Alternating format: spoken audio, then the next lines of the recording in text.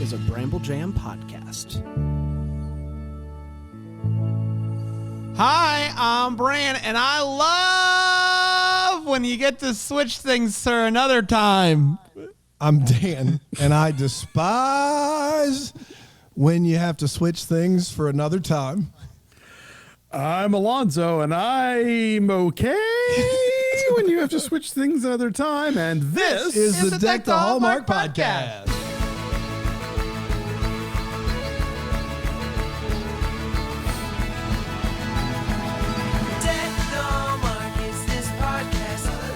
Hello, everybody. Happy Monday. Every time that you mess up, I want to say you, I mean Tracy, sure, but mess up on a video switch where you switch to the wrong thing, I look over at you and you give me a look like you shake your head, like you scowl and you just do this. And I don't know if that means it didn't happen, like no, like you're seeing things, or it's like forget about it, or it's nobody cares. It's a 2 and 3.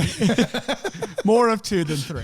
Like you, I'm mad at me. Yeah, yes. He switched to us full screen by accident instead of the theme. And I mean Tracy, of course. And I looked over at him. He just went, nah.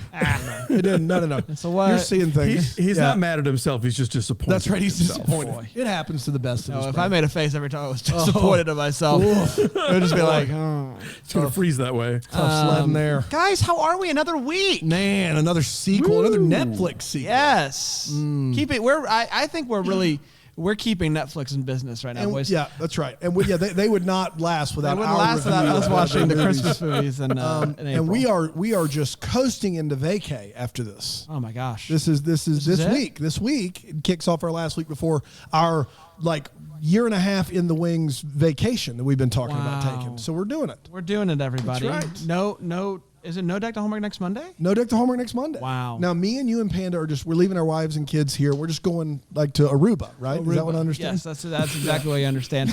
Listen, we weren't going to do it. And then a couple weeks ago, Alonzo encouraged us at the end of the episode. Take a vacation. He said, guys, you deserve this. That's right. So we did it. Little bro time. That's right. Little bro time. Gosh, man, it feels like we were just here doing this, and here we are again. Very excited to talk about it. Princess Switch 2. I had never seen it. I had never seen it, if you can believe it. And Alonzo, you had. Oh, I had totally seen it. Oh yeah. I looking back at last week's episode, like how innocent you were then when you asked what could they possibly do in the sequel, and I was like, oh, you'll see. Oh, you got a text from me, Alonzo. I was befuddled. I had hands over my head like this. It was quite something. We'll get to it. We will get to it. Don't you worry, everybody. We're talking Princess Switch 2, which originally even switchier, which originally aired on November. Double Dutch. I don't know what's a good subtitle. Switcheroony. I love it. Yeah, I love that. Originally aired on November 19th, 2020. 2020, and it went a little something like this. The movie kicks off with a very fun animated recap that I'm sure is very helpful if you didn't just watch the first one last Monday. Stacy is now the princess of Belgravia and is, judging the baking contest from the first movie. So she's really arrived. Margaret, on the other hand, is preparing to ascend to the throne of Montenero. She's pretty bummed about it. She's not really looking forward to it. And even worse, Margaret and Kevin ended things, seeing as how she was about to rule a country and it was going to be pretty hard. Stacy takes a quick trip to Chicago to check on Kevin, and he's miserable, maybe because his daughter's a different person. Stacy convinces him to go to the coronation, and he says, okay. It takes all of 11 minutes to get to a Christmas decorating montage, which I think is record time. Yeah, that's got to be early on. And the crew's helping Margaret decorate the palace for Christmas. We find out that there is a chief of staff named Tony. That totally seems to dig Margaret, but also isn't upset that Kevin is there. I don't know what to make of him. It's the night of the big party that they decorated for, and everyone's dancing, have a wonderful time, and it's interrupted by Lady Fiona Pembroke, Margaret's cousin, who, and you're not going to believe it, looks exactly like Margaret, therefore looks exactly like Stacy. Unbelievable. It's wild. Apparently, Fiona is broke. They rob some guests, but they don't get enough money. And so Fiona comes up with this baller idea. What if I did a switch? I get crowned as queen instead of Margaret. I take all of the royal money. I'm set for life. This is a great idea. Now, Margaret and Kevin, they want to hang out, but she's too busy. Tony's trying to put the moves on Margaret. Tony. Then Tony tries to tell Kevin he's only going to hold her back. Get out of here, Kevin. Stacy wants to help her friends get back together. She wants to play matchmaker. And so logically, she says the only thing that will fix this is if we switch. Again. So that, I will go and do all the things that Margaret has to do. And then Margaret, everyone's going to think that she's me. So you and Margaret, Kevin, Margaret, they're going to get to hang out with nobody bothering them. It's going to be great. While they're getting ready for their switch, Fiona's getting ready for her switch by dyeing her hair and all of that good stuff. Now, Kevin and Margaret, the real Margaret, just you guys get it. They sneak out, and he's like, I'm worried that I won't be able to live in this life. And she's like, I think it's worth it. And he's like, you know what? I think it is too. They kiss big ones as the snow falls. While out at a pageant as Margaret, Stacy's hanging out there. Little after party, and Fiona's two people, Reggie and Mindy are their names, and they abduct Stacy, thinking that she's Margaret. They lock her up at the Pembroke Manor. Fiona steps in just as Margaret. The real Margaret returns, and Margaret realizes that the woman that she's talking to isn't Stacy.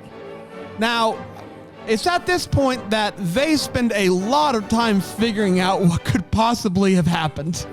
Who is this person? They get out a bulletin board. They do a whole thing. Red yarn. It's really something. They figure it out, and they finally go to Prince Edward, who's been mainly absent in this film, and they hatch a plan to go find Stacy. Fiona tells Kevin that it's just not going to work out between them, and that poor guy, he's like, you know what, I don't have to go through this again. I'm going home. And he takes Olivia, and they go to the airport. Meanwhile, Tony figures out the truth on his own as Fiona has a tattoo on her finger. So just an oversight.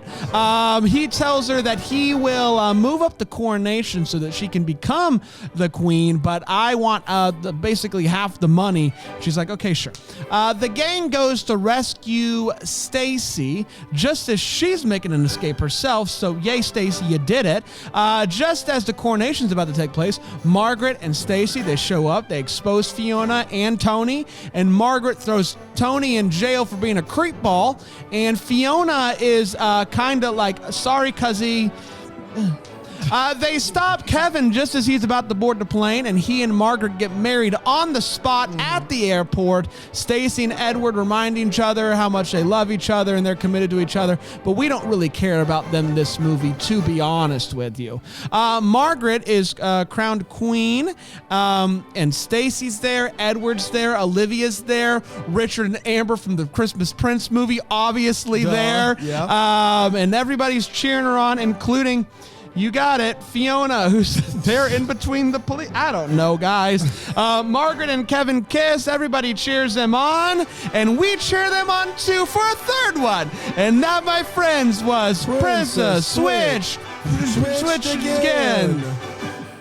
You know what I just realized? Is the third one is going to be Hudgens' mom, but also played by Hudgens. Stacy's mom. They can call it Stacy's mom. Sure. And she's in old makeup, but then they have to dress one of the young ones up in old makeup to do a switch with her. That's where they're going in the third one. It's like a Martin Lawrence, like dressing at Big Mama's house kind of thing. Why though? I don't know, because they have to add at this point. If you're going to do a third one and not add Hudgens's, what are you even doing? I think it's going to be like the Clumps, where just everybody is Vanessa Hudgens. Yeah, switch them all. Everybody. Young, old. That's right. Male, female, everybody. Whatever. Yes. Vanessa Hudgens plays every character. She falls in love with herself. It's You gonna know be what? wild. She could do it. She could do it. She could do it. She's got the chops. She's got the chops. That's right. Let's take a quick break. We'll come back. We'll break this movie down with our 4 segments, and we'll have, I think, a wonderful time You think doing so? it. I think All so. right, let's give I it a feel shot. good about it, but we'll be right back here on Deck the Hallmark.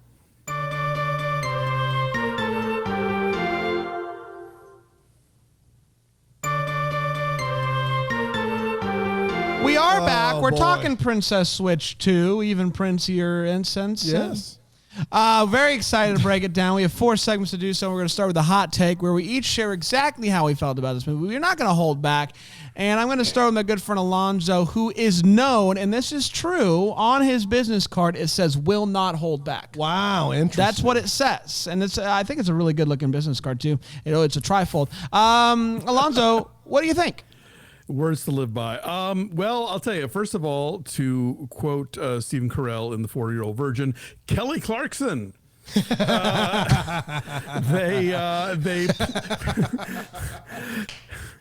Thank you. That was a good one, man. It caught me off guard. Well done. I love it. Thank you. They play Underneath the Tree under the insane decorating montage, and I love that song. And so it really- It makes that whole moment just really kind of pop, even though, again, like, you have these stately castles of the 17th century or whatever, and just the gaudiest, kitschiest Christmas decorations possible, but whatever. That's the world we're going to live in here. So I'm going to go with that. I will say that in this movie, the cathedrals and the castles feel more stately and actual what they're supposed to be than the ones in Aldovia. The Christmas Prince ones with the Mick palaces and the sort of half-assed churches. Bran, I can't believe you left this out of your summary. The reason that Kevin doesn't get to the airport sooner is because the cab driver is returning Santa. Of course. And Alonzo lied to me last week when he said he wasn't back in this movie. No, I said I wasn't sure because I didn't remember. Well. And so it was like, so I was as delighted as anyone. Like, oh, look, Santa's back. There he is. Yes, Magic yes, dude. yes. So Santa feels for sure. That's the extent of my feels. But again, I don't. Yes, I guess technically, but he was still gonna make his flight. Like, yeah, he just boarded late. I don't know. Yeah. Again, It took the long way. it took the long way. He took the long way. If you're that priest in the waiting room where you're thinking like, oh God, I cannot leave the house without somebody asking me to marry them. Another airport wedding? Good gosh. So yeah, I loved it. I'm watching this movie and I'm like, they figured it out. They got to bring in a third one. Didn't see it coming. But that's not the only switching that goes on here. We get an OG switch as well. So great. Man, the castle was dope. And I don't know, I loved it. I had fun again. I would say I didn't like it quite as much as the first one, but as far as Netflix Christmas sequels go, it's a good one. Well, it's better than a royal wedding. I don't know if that means it's good. This struck me as the third part of a trilogy. Like, you have a third Vanessa Hudgens. They've clearly run out of other ideas, so they're all switching. It's not good. In fact, it's an easy barometer for me. My wife never watches these movies with me. She watched the first one with me and enjoyed it. And she was like, oh, yeah, I'll watch the second one with you. So we're watching it last night. And she, an hour in, she was like, man, this is just boring. And I was like, yeah, for everything they're throwing at you, once you get past the shock and awe of a third Vanessa Hudgens character in this thing, it seems like it just never ends. And not only that, the entire... this is kind of a wait what, but it ruins the whole movie for me. The entire premise of why the original two switch again is fine if you want to make sure somebody gets to spend time with Kevin, but for them to not tell Prince Edward. Yeah, I have that on there. For them to not tell Prince Edward, the only reason they don't tell him, and I'm going to check my notes here, is because they hate him. That's the only thing that could, like, hey, we've told the child, right? We've told Kevin. We've told Mrs.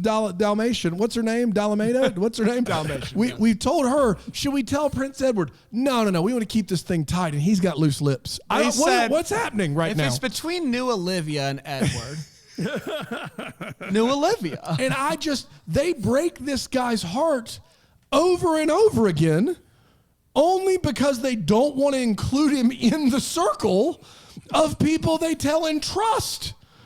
I don't know how you recover from that. Like, it is the dumbest part of this movie by a mile. It's not like he and Stacy weren't already having like marital issues revolving around communication trust. Yes. Oh, wait, they were. Yeah. And then there's another chance for her to come clean because he thinks that she's Margaret and she's Stacy. And instead, she just listens to the whole thing, holds back tears and says, I got to go. The movie doesn't change if she just tells him at that point. It's still the same movie. Why wouldn't we? Like, great speech. You need to give that again to the actual person that it was meant for. Yeah, or say, hey, it's me, Stacy. I'm really sorry. I love you, blah, blah, blah. Now we had to switch. Let's keep going. That's all it takes. Yeah. It's absurd. So it's bad. Well, I don't know. It's not. I mean, it's better than the Christmas Prince sequels. Yeah. For sure.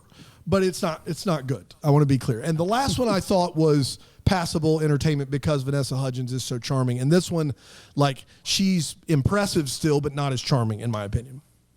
Okay. Yeah. It's time for All the Feels, part of the show where we talk about the feels that we had in this movie.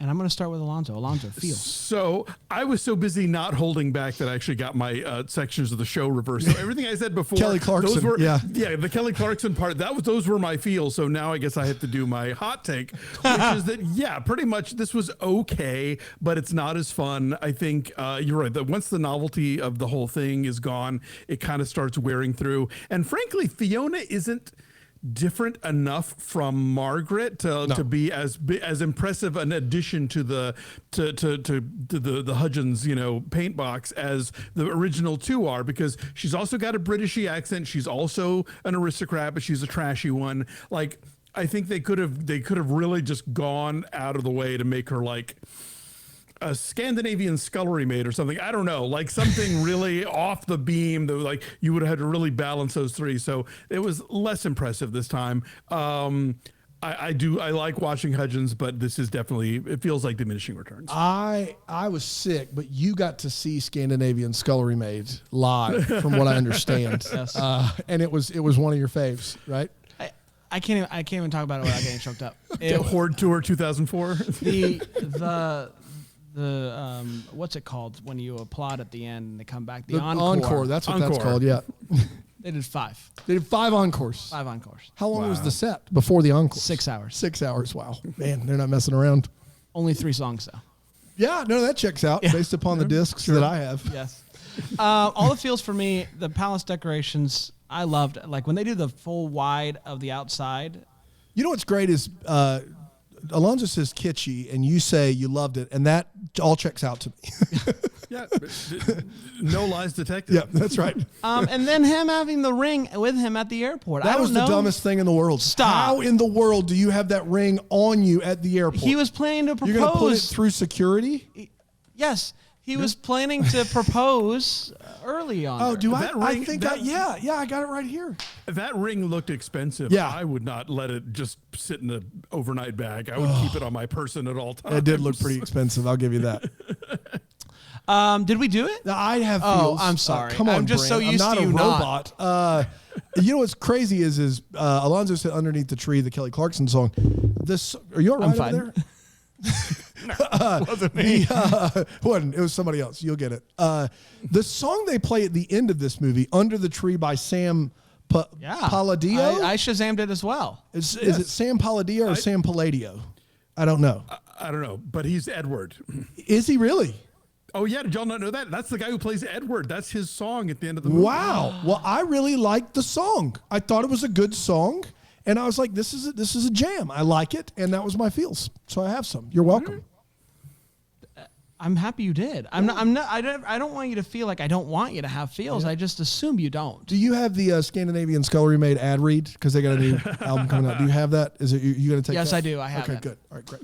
Just making sure. No, I Shazammed the song. I saw the guy's face, and he was like looking off to the side, very sort of Mumfordy or something. And then like the closing credits came up, and I was like, I just saw that name, and yeah, that's Edward. Oh, I didn't know that. Wow. You learn something new every day, man. Still a good song, even though it's him. They were like, we Almost didn't. makes up for having nothing to do with That's the right. movie. Yeah, we were like, we didn't utilize him enough. What do we do? I wrote a song. Yeah, put it in there. You're a part of this community. Get that song on there. I guess we owe you one. Oh, yes. Oh, Anyway, man. let's take a quick break. We'll be right back. We'll get to the Wait What's here on Deck the Hallmark.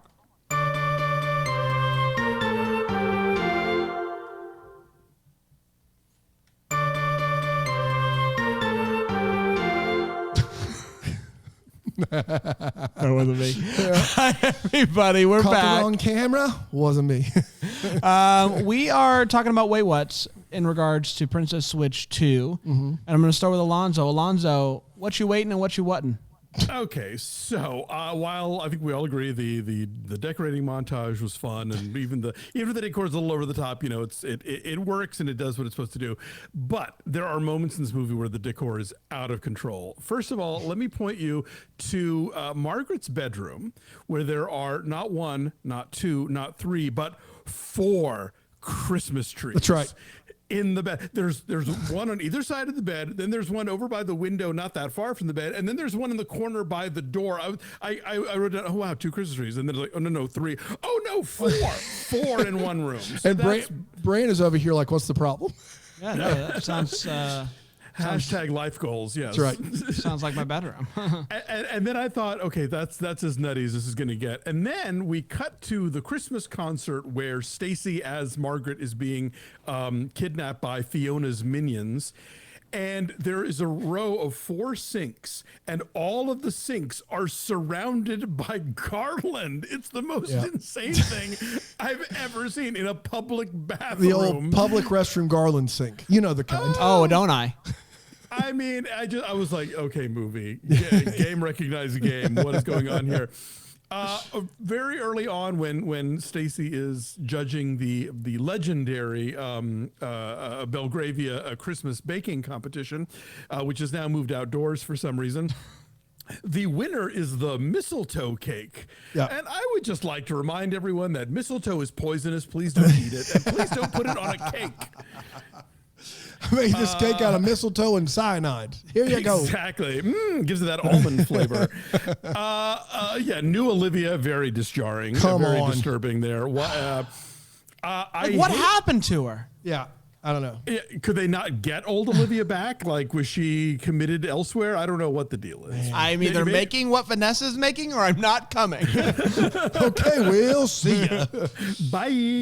Yeah, look, I watch American Housewife, and I've been having to cope with that like all season. They switched the daughter out because, you know, the girl was in Once Upon a Time in Hollywood. Now she's like, okay, I'm a movie star now. See ya. Oh, she's great in Once Upon a Time in Hollywood. She's really good. And she was great on American Housewife. But like, and the new kid is fine, but it's just you're not the old kid, and that's really a lot for me. And that's where the similarities end with the Princess Switch too, because the new kid is.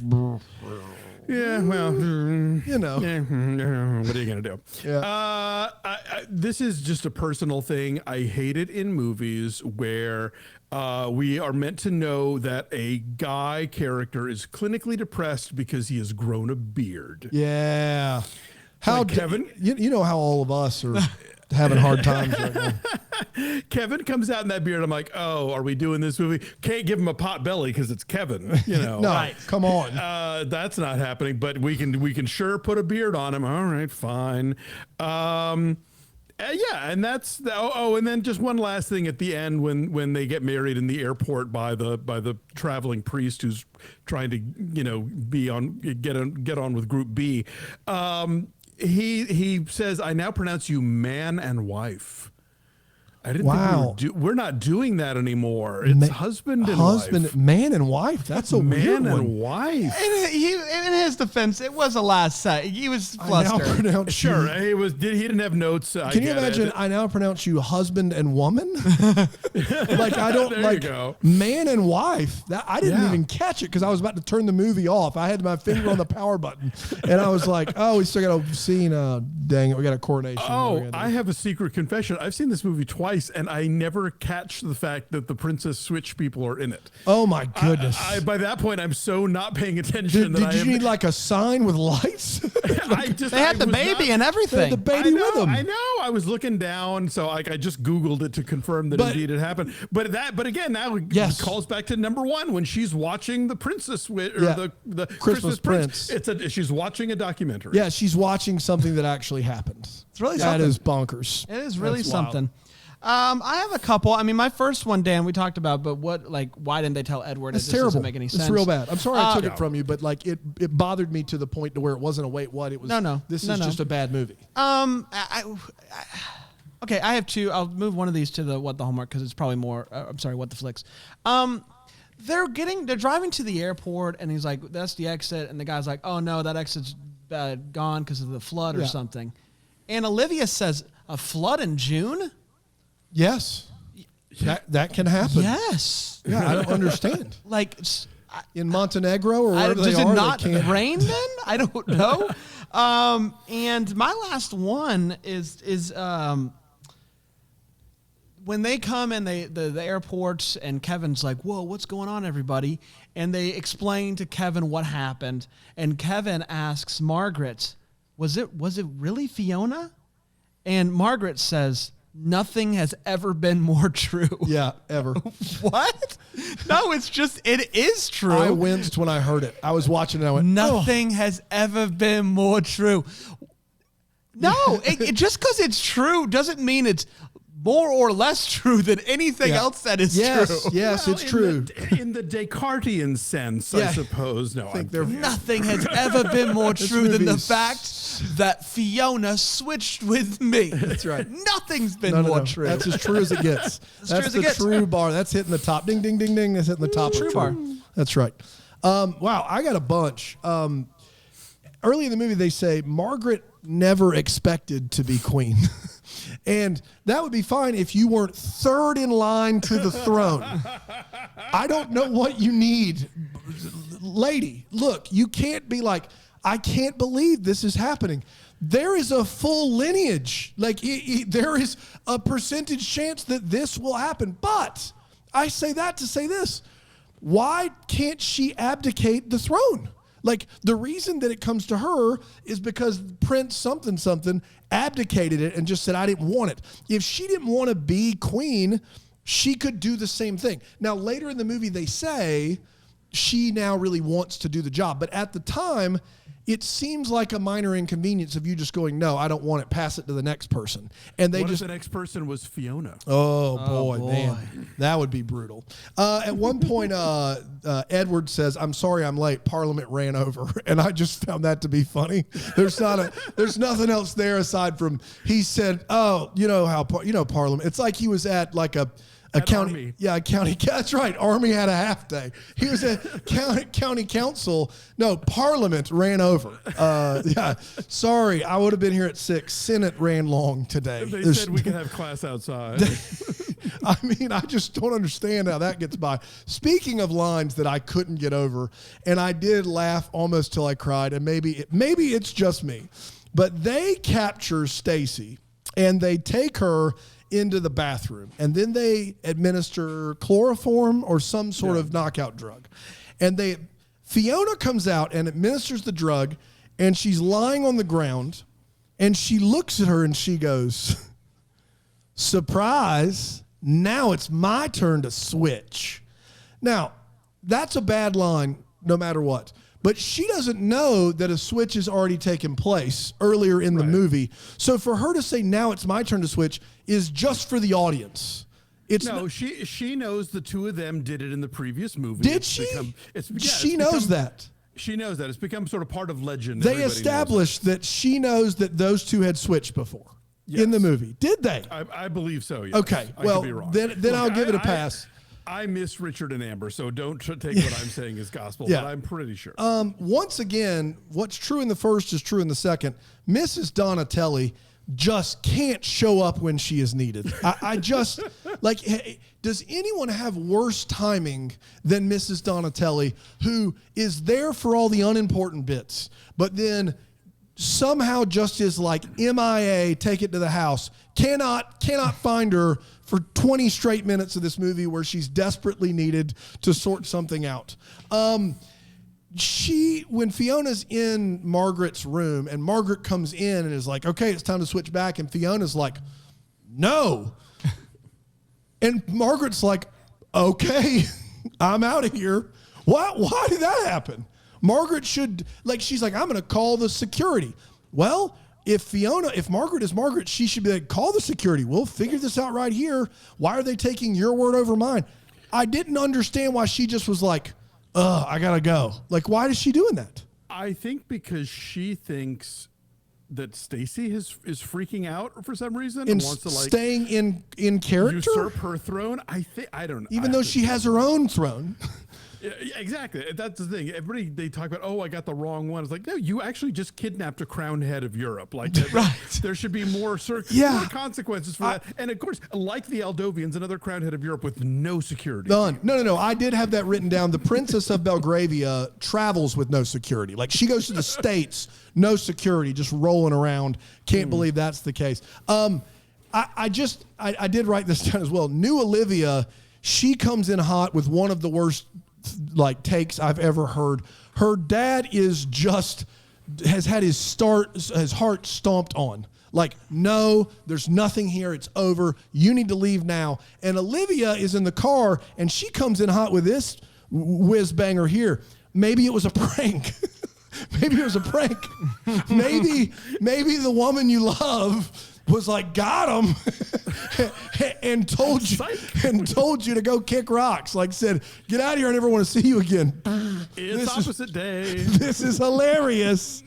I mean, come on, kid. But in her defense, it kind of was. If you really think about it. It wasn't a prank. It was Fiona prank. It was a Fiona prank. It was a prank, just not the kind you think. Yeah, maybe it was a prank. Maybe the woman of your dreams says she hates you for the fun of it. That's what happened. Then maybe I don't want to be with her. Yeah, exactly. If that's the kind of humor. She's committing to the bit. Yeah, she is committing to the bit. Frank, Edward's guy, bodyguard or whatever. Why has he gone full comedy in this movie? In the first movie, he's very serious. And in this movie, he's physical comedy, karate chopping Mr. Bean kind of thing. I don't know what he's doing. Why is he just a different character in this movie? And then lastly, they have to throw Fiona in jail. They have to throw her in jail. How is she not in jail? She tried to literally steal the crown, and they were like, yeah, your family. What is happening? Well, she does. She is. If you'll notice at the wedding, she is surrounded by guards. Community service, right? I guess, but I think also I don't. You're right. Actually, that's true. They do tell. They say it's community service, but then when she shows up at the coronation, she is surrounded by prison matrons. So it's sort of did they just let her out for the day and now she's going back? I don't know what's going on. Parliament had half day. I just got nothing. I got nothing there. Those are my white what's. I love it. Well, let's get to What the Flicks. It's the part of the show where we wonder what could have been, maybe haven't given some clarity to the questions that we still have. I'll start with you, Alonzo. What the Flicks? Well, yeah, my What the Flicks mainly was why was Fiona not sent to the dungeon alongside Antonio? And then, I think the bigger question is can she be reformed? And is this going to be one of those deals like the jerk face from the Christmas Prince movies where we have to like her in the next movie? Oh, and Simon, thank you. And then who will be the fourth Hudgens? Yeah. I don't know. Yes. I have one. What? Yes.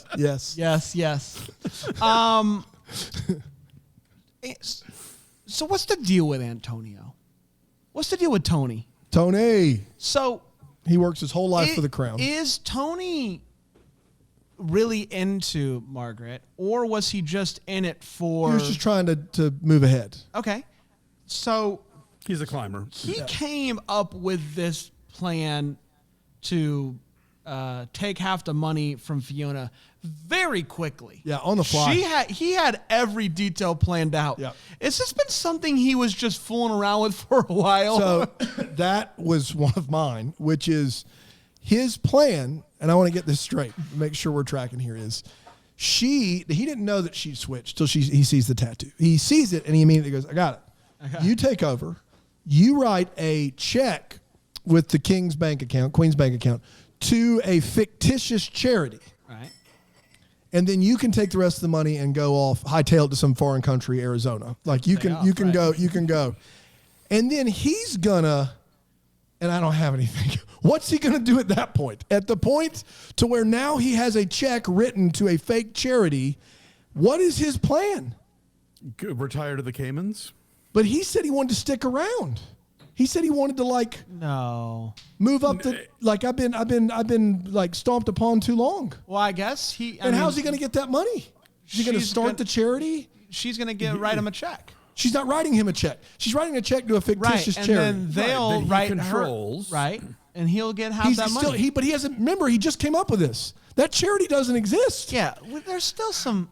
Okay, you know how you think about what would I do if I won the lottery, and you sort of like have this idea in your head, even though this guy clearly total mooch and climber. Yeah. It's like, okay, either I marry the queen, or if somebody else comes up with a way to steal from the treasury, I devise a fake 501c3, and then I incorporate in Delaware, and then I have an account in the Caymans with no. So he's already set all that up. He's got it going in his mind. Man, he's ready in a minute. You act like he's playing 4D chess out here. He's just ahead of all of us. You act like you haven't done the same thing with the company. Yeah, like true. our company, you have this whole thing planned. Yeah.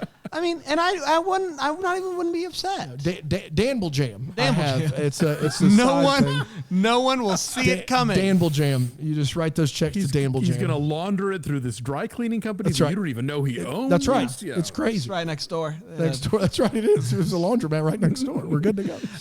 We did, everybody. Hey. Congratulations. Very, very fun. And we're off next week. We're off next week. Vacation. All and I then ever wanted. After that, is it Alonzo's birthday movie? Birthday movie, which we're gonna watch. It is a talkie, from what I understand. It is. What's it called, Alonzo? It is called The Gathering. The Gathering. From 1980, I want to say. Okay. And it is great, and it is. I'm telling you, Dan, you're gonna be shocked at how much like a real movie it is. I'm in. Yeah, but what am I gonna think? I think you may get a little teary. Sorry, boy. no, 1980. We're saying 1977. Okay. Well, let's. It stars Pump Ed the brakes. Asner and Maureen Stapleton, and it is one of my very favorite Christmas TV movies ever made. So I think y'all are going to like it a lot. I hope. Is it streamable for the folks at home who are listening? Maybe to want to. Yes, you can rent it on Amazon Prime. Love it. Done and done. Happy birthday to Alonzo. Looking forward to The Gathering and to a week off before then. So I'm exactly right. Alonzo, do you have any parting wisdom for the gang? I do. I just want to recommend real quick a show that many of y'all might not be aware of that Daniel and I do here on the Bramble Gem Network called Film and a Movie. And, one of the things that's cool about the Hallmark films is that they are very consistently female-centric. And this week on A Film and a Movie, we're talking about two of my favorite movies that happen to be directed by women and are about women writers sort of finding their voice in an era when nobody wanted to hear from them. So we are talking about Jillian Armstrong's My Brilliant Career and Lona Scherfig's Their Finest. Both of those films are streaming on HBO Max, so it's very easy to catch up with them. And they are two of my faves. We have the wonderful Kristen Lopez from IndieWire. She's great. And the Ticklish Business Podcast talking about those with us. So if you've never listened to a film and movie before, this would be a really fun week, especially while these guys are off and you've got some time to kill. Watch those two movies. Catch this episode of Film and a Movie. I'm really proud of it. Say Ticklish Business? It's about old movies. Okay. I was you started like your gears started going and you were like, what is this about? It's just about old relax. movies. Yeah, just calm down. Listen, whatever you're into, man. If you're in the tickling business, great. Great. Brand won't judge. I won't judge. No. I won't. But I will be the first to wish you Merry Christmas. Deck the Hallmark is a Bramble Jam podcast recorded live in, that Greenville, South Carolina. It's produced by Brandon Gray. Set decor by Plum Haywood Mall. For more information on all Bramble Jam podcasts, you can go to bramblejampodcast.com. For more information on how to listen to Deck the Hallmark ad-free, you can go to bramblejamplus.com.